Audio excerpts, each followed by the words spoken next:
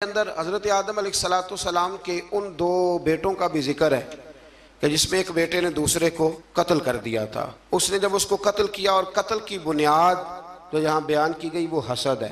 हसद जो होता है ना, हसद ये एक अजीबोगरीब चीज़ का नाम है, रोग है ये बातन का रोग है। और हसद जब आ जाता है ना तो फिर इंसान को जला देता है और फिर इंसान माज़अल्लाह ताला ऐसे ऐसे अजीब हरकत करता है, होता असल में हसद है। और इमाम गज़ाली रहमतुल्लाह ताला अलैह ने तो यहाँ तक लिखा है, फरमाते हैं ये तकब्बुर और हसद ज़्यादातर अहले इल्म लोगों में होता है। अल्लाह ताला हमें माफ़ फरमाए। अब इसके तर्जुमा आपने सिर्फ मौलवी नहीं कर लेना। वैसे लोग कहते हैं मौलवी पढ़े लिखे नहीं, तो कोई ऐसी बात बयान की जाए तो फटाफट कहते हैं मौलवियों की गल हो रही। तो भाई ये अहले इल्म से मुराद MSc वाला भी है, PhD वाला भी है, पढ़े लिखे लोगों में। और ये जो तकलीफ दे किस्म की अजियत देते हैं ना अपने मुखालिफ को, ये अक्सर पढ़े लिखे लोग देते हैं। सादा आदमी तो गुस्सा भी सादगी में ही करता है और राजी भी सादगी में हो जाता है।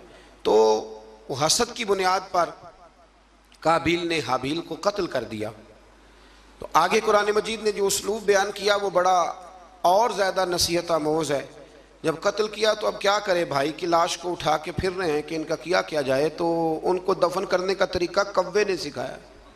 कव्वे ने भी लड़ते लड़ते दूसरे कव्वे को मारा, फिर उसने अपनी चूंच के साथ ज़मीन को खोदा, फिर उसके अंदर उसने कव्वे को रख के उसके ऊपर मिट्टी डाली। तो काबिल को समझ आ गई कि इस तरह करके मैंने भाई को दफन करना है। तो अगर कव्वा कोई बात सिखा सकता है तो इसका मतलब है सीखने वाला कहीं से भी सीख सकता है। शर्त यह है कि उसका सीखने का प्रोग्राम हो, उसका इरादा हो कि मैंने सीखना है। कुछ चीज़ें ऐसी होती हैं जो नज़रियाती होती हैं, तो जो नज़रियाती चीज़ें होती हैं उन पर ज़ाहिर है फोकस भी ज़्यादा होता है। और नज़रियाती चीज़ें जो ऐसी हैं जो ज़िंदगी में भी अमल करने में रास्ता आसान करती हैं और मरेंगे तो कब्र में भी हमें फ़ायदा देती। तो एक नज़रियाती आयत है, इसी के अंदर आयत नंबर 35 सूरतुल माइदा में, उसमें अपनी बात को समेटता हूँ। अल्लाह करीम ने फरमाया या अय्युहल्लज़ीना आमनुत्तकुल्लाह वब्तगू इलैहिल वसीला, ऐ ईमान वालो अल्लाह से डरो और उसके रास्ते में वसीला तलाश करो। अल्लाह क्या फरमाते हैं, अल्लाह से डरो और उसके रास्ते में वसीला। तो जब अल्लाह वसीले को पसंद करता है तो वल्लाह वसीले को, यार वाज़े आयत आ गई, वाज़े। मैं हैरान होता हूँ बाज़ौक़ात कि वाज़े दलील के बावजूद लोग कहते हैं कि जी यहाँ से मुराद कुछ और है। तो मैंने कहा किसने तुम्हें कहा कि मुराद लो? तुम कौन होते हो अपनी मर्जी से कुरान की तशरीह करने वाले, तफसीर करने वाले? क्यों, किस तरह तुमने मुराद लिया? कहने लगे जी वब्तगू इलैहिल वसीला का माना है अपने आमाल का वसीला पेश करो, नबी करीम का वसीला ना पेश करो, अपने आमाल का। और एक दलील है वो हदीस गार, 3 लोग गार में चले गए, उन्होंने अपने अपने अमाल का वसीला दिया तो अल्लाह तबारक व तआला ने निजात दे दी। यानी वो नमाज, जिस नमाज में सारा सौदा बेचा है दुकान का, कहते हैं उसका वसीला दे लो, पता नहीं वो नमाज कबूल भी है कि नहीं। उसका वसीला दे लो तो दुरुस्त है। और वो वाला हज जो सारा माज़ अल्लाह दिखावे पे गुजर गया, उसका वसीला दे लो तो जायज़ है। और वो ज़कात पता नहीं पूरी दी के नहीं दी, उसका वसीला दे लो तो, यानी वो आमाल जो पता नहीं कबूल है कि नहीं, उनका वसीला दे लो तो वो जायज़ है। तो ये तो आमाल पता नहीं मकबूल है कि नहीं मकबूल, तो उस रसूल का वसीला ना दे जो हर वक्त ही रब की बारगाह में मकबूल है। बल्कि अगर उस बात का ताल्लुक मुआशरती तौर पर लोगों पर नहीं पड़ रहा और किसी शख्स का वो ज़ाती फ़ेल है और उसकी उस गलती का ताल्लुक उसकी ज़ात के साथ है, तो फिर तो हुजूर ने पर्दा पोशी का हुक्म दिया है। फरमाया अगर तुम किसी मुसलमान की पर्दा पोशी करोगे तो अल्लाह क़यामत के दिन तुम्हारी पर्दा पोशी फरमाएगा। और एक हदीस मुबारक में यूँ भी इरशाद फरमाया कि किसी का एक ऐब दुनिया का छुपा देना, रब करीम तुम्हारे 70 ऐबों पे पर्दा डाल देगा। लेकिन इल्ला मन जुलिम, जिस पर जुल्म हुआ हो, इसने ज़्यादती सही हो और फिर उसको ये पता हो कि अगर मैं ये जुल्म सहूँगा तो ये जुल्म आगे बढ़ेगा और लोग भी इस जुल्म का शिकार होंगे, तो फिर वहाँ खामोश रहने का हुक्म नहीं है, वहाँ बात करने का हुक्म है, वहाँ इजहार करने का हुक्म है, वहाँ ऐलान करने का हुक्म है। वहाँ मेरे रसूल करीम अलैहिस्सलाम ने फरमाया अफ़्ज़लुल जिहाद कलिमतुल हक़ इंद सुल्तानिल जाबिर। फरमाया सब जिहादों में अफजल जिहाद ये है कि तू जालिम बादशाह के सामने खड़े होकर सच्ची बात बयान कर दे। तू क्या मेरे साथ ज्यादती हुई है, तू ऐलान कर। हजरत उमर फारूक रदी अल्लाह तआला अन्हु का ज़माना मुबारक था। तो मिस्र के बादशाह के बेटे ने एक आम आदमी के बेटे के साथ अपना घोड़ा दौड़ाया, तो उस गरीब के बेटे का घोड़ा जीत गया। बादशाह के बेटे को सुबकी महसूस हुई, तो उसने उस गरीब के बेटे की पुश्त पर कोड़े मारने शुरू किए। बहुत ज़्यादा कोड़े मार के अपने हसद की उस जलन को, आग को ठंडा किया। ये गरीब का बेटा रोता हुआ घर आ गया। कुछ लोग कह देते हैं बच्चों को कि बेटा हम नहीं इन जालिमों से मुकाबला कर सकते, बर्दाश्त करो। वो जुल्म को फ़रोग देते हैं, वो ज़्यादती को परवान चढ़ाते हैं।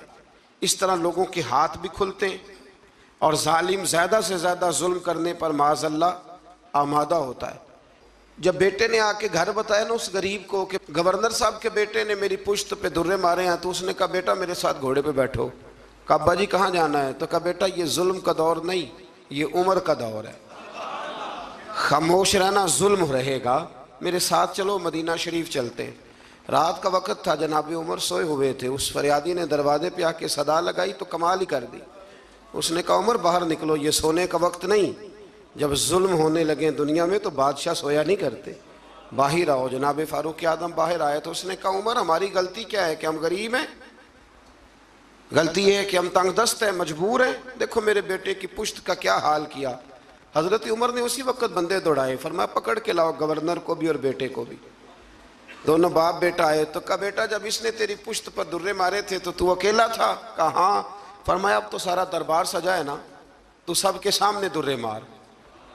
बेटे को दुर्रे लगाए और गवर्नर साहब के लिए हुक्म जारी किया कि इनसे शाही लिबास उतरवा के ना तो इन्हें बोरिए का लिबास पहनाओ, आज के बाद गवर्नर ही नहीं करेंगे, ऊंट चराया करेंगे।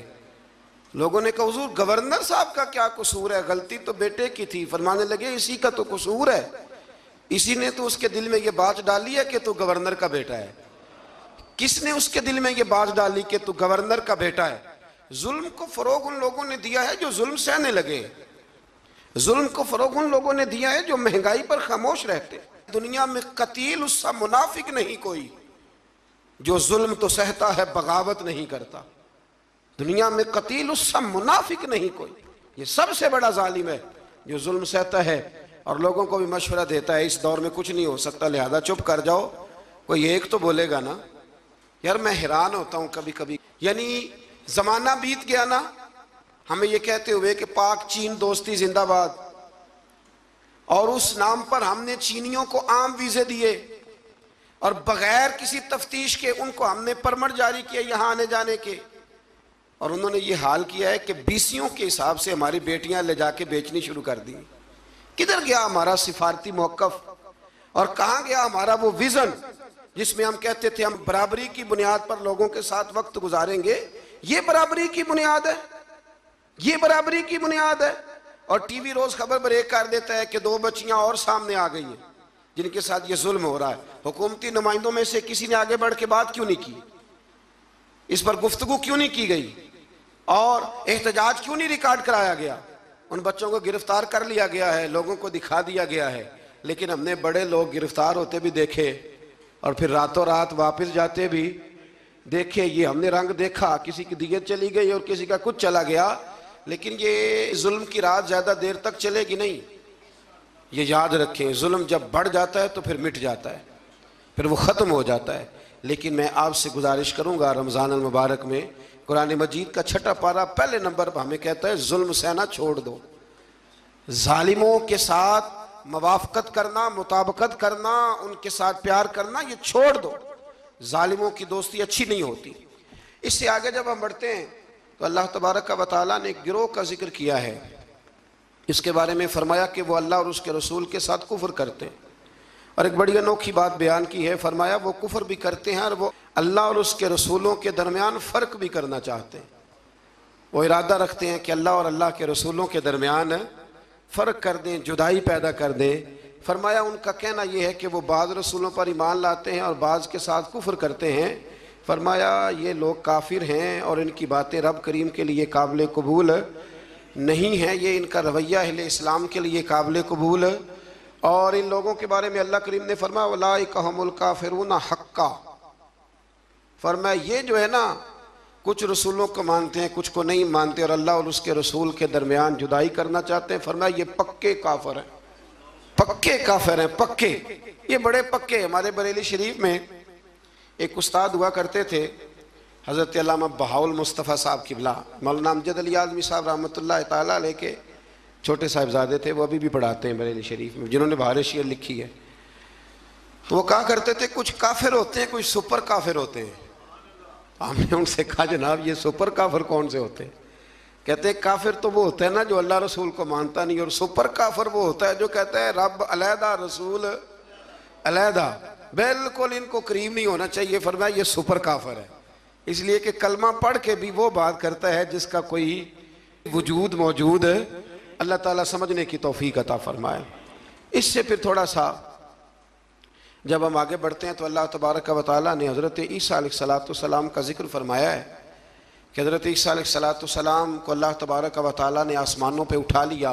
हमारे मुफस्सिरीन ने लिखा है कि जब उन लोगों ने ये चाल चली कि हज़रत ईसा अलैहिस्सलाम को माज़अल्लाह शहीद कर दिया जाए, तो अल्लाह ताला ने उसी गिरोह में से एक शख्स को वो शबाहत दी जो हज़रत ईसा अलैहिस्सलाम की शबाहत थी, उसको उन्होंने सूली पे चढ़ा दिया और रब करीम ने हज़रत ईसा को आसमानों पे बुला लिया।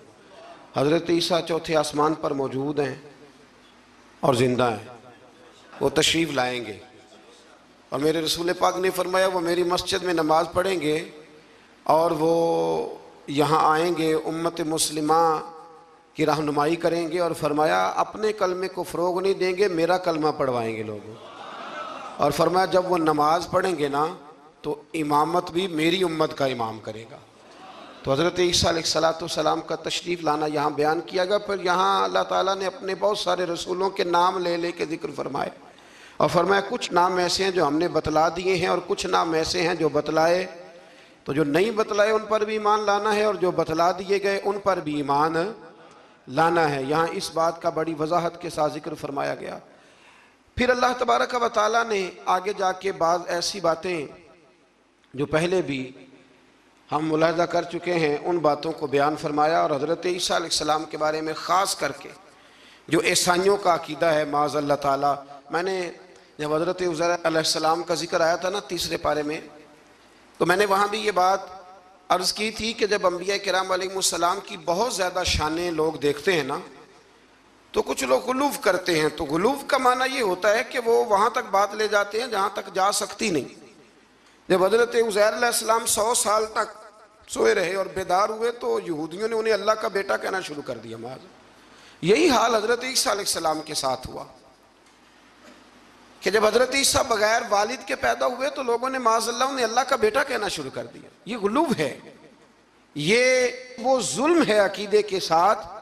अब भी बहुत सारे लोग ना हमारे ये जो जदीद, मैं थोड़ा सा जब पढ़ता हूँ ना जदीद माहौल को, तो मैं देखता हूँ कि एक ऐसा मज़हब तैयार करने की दुनिया में कोशिश की जा रही है जिसके अंदर सब लोगों को जमा कर दिया जाए, ऐसी खिचड़ी पकाई जाए कि ना मुसलमान का पता चले और ना काफिर का पता चले, बिल्कुल खिचड़ी पका दी जाती है। तो कुछ लोग खिचड़ी पकाने वाले होते हैं, तो कुछ लोग ऐसे होते हैं जो फिर खिचड़ी से चीज़ें अलहदा भी कर लेते हैं, दाल अलग कर लेते हैं और घी और सूंघ के बता देते हैं कि असली है कि नकली है, डालडा है कि। ये भी अल्लाह ने तौफीक देखे ना। हम मनफी बातों को अक्सर बयान करते हैं तो मुस्बत बातें भी बयान है। फिर अल्लाह तबारक व तआला ने आगे चल के इरशाद फरमाया, क्या लोगों, मैंने तुम्हारे पास अपने रब होने की दलील तुम्हें अता कर दी है।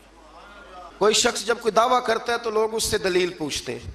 अल्लाह करीम का दावा है ला इलाहा इल्लल्लाह, ये दावा है कि अल्लाह वहदहू ला शरीक है, तो लोग दलील पूछते थे दलील क्या है। तो इसी पारे में अल्लाह करीम ने फरमाया या अय्युहन्नासु कद जाकुम बुरहानुम मिर रब्बिकुम, फरमाया लोगों ये जो मैंने तुम्हें रसूल अता फरमाए हैं ना, ये तुम्हारे पास तुम्हारे रब की तरफ से दलील आ गई है। ये दलील है तुम्हारे पास तुम्हारे रब की तरफ से।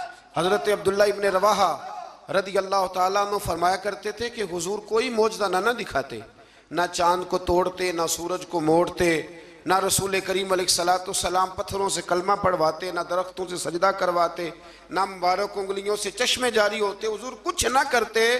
तो मेरे महबूब का चेहरा ही ऐसा था, लोगों ने देखते जाना था और कलमा पढ़ते जाना था। इसलिए कि हुजूर सल्लल्लाहु ताला अलैहि वसल्लम को अल्लाह ने वो नूरानियत, वो कमाल, वो खूबसूरती अता की है, वो ख़ास जाज़बियत है महबूब की गुफ्तगू में भी, हुजूर की आंखों में भी, हुजूर के लबो लहजे में भी, और मेरे रसूल के चेहरा अनवर में भी, और पूरा वजूद हुजूर का मौजज़ा है। तो अल्लाह तबारक व तआला ने फिर इसी पारे के अंदर इस बात का भी तज़किरा इरशाद फरमाया। शुरू में ना सूरतुल माइदा के बिल्कुल शुरू में अल्लाह ताला ने वादे पूरे करने का हुक्म दिया है। फरमाया ईमान वालों अपने वादे पूरे करो। वादा पूरा करना ये इनफरादी मामला नहीं, ये इज्तिमाई मामला भी है, और हमारे यहाँ वादे पूरे नहीं किए जाते। वादे पूरे करना बड़ा ही ज़रूरी है। हमारे यहाँ लोग वादा नहीं पूरा करते, और मेरे नबी करीम अलैहिस्सलाम ने हदबंदी कर दी, फरमाया जो वादे का पाबंद नहीं उसका तो दीन ही कोई नहीं। और हमारे मुल्क में हाल ये है वादों के हवाले से, मैंने का उम्मीदवार तकरीर कर रहा है और जिस बंदे ने अपनी जेब से उसके इश्तिहार छपवाए हैं, पैनाफ्लेक्स छपवाए हैं, और उसकी तस्वीर उसने अपने दिल पे लगाई हुई, और नारे भी खुल के मारे हैं, उसने खुल के नारे लगाए हैं। और जब उसने वादा किया ना कि बस ये सड़कें पक्की हो जाएंगी, ये पेरिस बन जाएगा, और साथ वाली गली मैनचेस्टर बन जाएगी, और उससे अगली जो गली होगी वो लीड्स बन जाएगी, और उससे आगे जो है वो बिल्कुल बरतानिया वाले देखने आया करेंगे, ये सारे उसने जहां जहां वादा किया वहां वो जिसने स्टिकर लगाया था उसने नारा लगाया, पूरा नारा लगा, पूरी बात हुई। लेकिन जब वो तकरीर सुन के बाहर निकलता है ना, पैसे भी उसने जेब से लगाए हैं, नारे भी उसने लगाए हैं, कुर्सियों में हिस्सा भी डाला है जो वहां उसने सजाई हुई थी, और बाहर निकलते वही बंदा कह रहा है कि जो ये कह रहा है ना सारा झूठ ही कह रहा है, खुद बयान कर। ये कौमी लीडरों की बात कर रहा हूं, तो आप अंदाजा कर लें कि आम लोग, हुजूर ने फरमाया नास वाला दीन मलूक है, लोग अपने सरदारों के मजहब पे होते हैं। तो अगर सरदारों का, बड़ों का ये मेयार होगा गुफ्तगू का कि उनके सपोर्टर और वोटर कहेंगे ये बोल झूठ रहा है सारे, इसने करना कराना कुछ भी नहीं, तो जब आपके वादों की नौइयत ये हो जाएगी तो इसको कभी भी इनफरादी मसला ना समझे, इसे इज्तिमाई मामला समझे। मेरे रसूल करीम सल्लल्लाहु ताला अलैहि वसल्लम इस कदर ज्यादा पाबंदी फरमाते थे कि हजरत मरसद रज़ी अल्लाह ताला अन्हु फरमाते हैं कि ऐलान नबुव्वत से पहले एक शख्स ने हुजूर के साथ लेन देन का कोई मामला किया, कोई चीज़ उसने खरीदी हुजूर अलैहिस्सलाम से, और नबी पाक को एक कुएं पे बिठा के वो घर चला गया पैसे लेने, तो जाके भूल गया। 3 दिन के बाद उसे याद आया, और वो शख्स कहता है जब मुझे याद आया तो फिर भी मैं दौड़ के नहीं आया, मैंने कहा कि वो चले गए होंगे, 3 दिन कौन बैठा रहता है। फिर भी मैं अपने काम शाम समेट करके आया, सैयदा खतीजतुल कुबरा रज़ी अल्लाह ताला अन्हा के दरवाजे पर मैंने दस्तक दी, और जब अंदर से सैयदा बोली और उन्होंने बोल करके फरमाया कौन है, तो मैंने कहा कि मैं हुजूर अलैहिस्सलाम से मिलने आया हूँ। तो वो कहने लगी कि 3 दिन हो गए हुजूर तो घर ही नहीं तशरीफ़ लाए। फरमाते हैं फिर मैं तड़पा और मैं दोबारा उस जगह आया तो हुजूर ने कुछ सख्त जुमला नहीं कहा, फरमाने लगे खैरियत तो थी, आपने तो मुझे मुश्किल में मुब्तला कर दिया। आपने फरमाया यहाँ बैठो, तो मैंने कहा बैठता हूँ, तो फिर 3 दिन हो गए बैठा हूँ। तो कहते उसने कहा कि आप उठ जाते, तो महबूब फरमाने लगे कैसे उठ जाता, तेरे साथ वादा जो कर लिया था यहाँ बैठूंगा, उठ कैसे जाता। तो मियार बनाए जिंदगी के अंदर। ये क्या बात हुई कच्ची कच्ची बातें करना, और बातें करते वक्त भी इरादे कच्चे रखना, बात हो जो गई। फिर इससे आगे अल्लाह तबारक व तआला ने कुछ ऐसे जानवरों का जिक्र फरमाया है जो हलाल हैं, और कुछ ऐसी इशारे इरशाद फरमाए हैं कि कुछ जानवर ऐसे हैं जो खाना मुसलमान के लिए जायज़ नहीं है। अब हमारा ये मामला है कि हमें तहकीक चाहिए होती है, हमारे कलम निगार और मीडिया की बेलगाम आज़ादी और सोशल मीडिया पर बेहंगम गुफ्तगू, हमें हर चीज़ की दलील चाहिए होती है। अब ये भी लोग सवाल करने लगे हैं जी वो हराम जानवर जो यूरोप के यहाँ इतना ज़्यादा खाया जाता है वो बीमार तो नहीं होते, वो मरते तो नहीं, तो वो फलां तो नहीं होता। तो खुदा के बंदो, कोई ज़रूरी है कि कोई ऐसी चीज़ लोग खाएं तो उससे मारी जाएं तो वो गलत होगी? नशा करने से आदमी मर जाता है। लेकिन हज़रत सिद्दीक़ अकबर ने जो जवाब दिया था वो बड़ा शानदार है। किसी ने कहा कि जब शराब हराम नहीं हुई थी तो तब आप पीते थे? तो तब अबू बकर सिद्दीक़ फरमाने लगे मैं वो काम नहीं करता जो करने के बाद बीवी और बहन की पहचान ख़त्म हो जाती है, मैं वो काम नहीं करता। आप समझिएगा बात को कि ज़रूरी है कि हर बात की हिकमत ही बताई जाए, और यही कहा जाए कि वो फलानी चीज़ खाने के बाद कोई मर गया है, ज़रूरी है। तो फिर और बहुत सारी चीज़ें आप उनको खाएं और खाने के बाद तजर्बा करें और बताएं कि मरे हैं कि बचे हैं।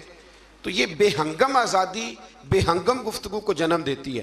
कुरान किताब हिदायत है, हर जगह हिदायत देता है, लेकिन कुछ जवामिउल कल्म हैं, एक दो जुमलों के अंदर समुंदर बंद है। कुछ आयात ऐसी हैं कि जिन आयात का रट लेना बड़ा ज़रूरी है, और जो रोज़ हमारे एक दूसरे से ताल्लुक़ रहते हैं, रिश्ते रहते हैं, उन रिश्तों के अंदर वो आयात हमारे लिए संग मील हैं। इसी तरह का जिक्र अल्लाह ताला ने यहाँ भी इरशाद फरमाया वतावनु अलल बिर्रि वत्तक़वा। जब नेकी और परहेजगारी का काम हो तो एक दूसरे के साथ ताउन करो, और वला तावनु अलल इस्मि वल उद्वान, और फरमाया गुनाह और ज्यादती पर एक दूसरे के साथ ताउन न करो। और आगे इरशाद फरमाया वत्तकुल्लाह, अल्लाह से डर जाओ, अल्लाह से डरो। नेकी और परहेजगारी का काम हो तो ताउन करो, आगे बढ़ो, शाबाशी दो, प्यार करो। और गुनाह और ज्यादती का मामला हो, मेरा दोस्त, मेरा भाई, मेरा अपना कोई गलत काम करने जा रहा हो, कोई जुल्म करने जा रहा हो, तो अल्लाह ने हुक्म दिया है कि अब तू उसके साथ ताउन ना कर। हमारे यहाँ पनाहें दी जाती, हमारे देहातों में ना कोई किसी की बहू बेटी को भगा के ले आता था ना, तो यार कहते थे यारी का ये बहुत बड़ा हमारे जिम्मे कर्ज है कि हमने इसके साथ ताउन करना। गलत काम में ताउन करना, हराम फेल में ताउन करना, जुल्म और ज्यादती पर एक दूसरे के साथ ताउन करना, वो जबर कर रहा है और तू ताउन कर रहा है, और इसको मर्दानगी करार दिया जाता था। मर्दानगी, ये कोई मर्दानगी है? ये तो वो वाली बेहयाई है कि जिसके बारे में फरमाया जब तू बेहया हो जाए तो जो तेरा दिल करे तू कर।